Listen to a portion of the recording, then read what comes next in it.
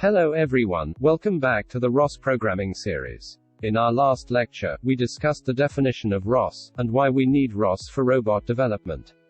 Today, we will discuss the history of ROS along with some characteristics of ROS.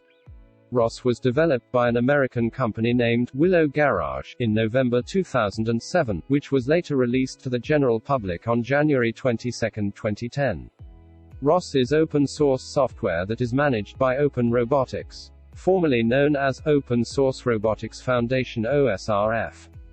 Dr. Morgan Quiggles is the founder of Open Robotics. Dr. Brian Gerke is the co-founder of Open Robotics, and responsible for the 2D stage simulator, which later helped to develop a 3D simulator known as Gazebo.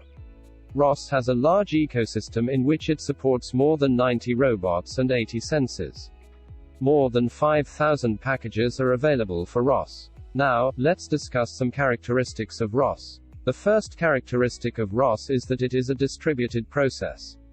This means it uses multiple executable files known as nodes to perform an individual task.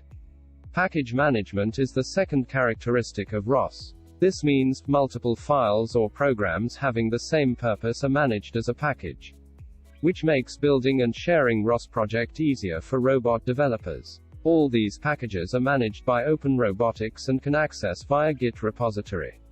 The public repository is the third characteristic of ROS, which provides more than 5,000 packages to the general public.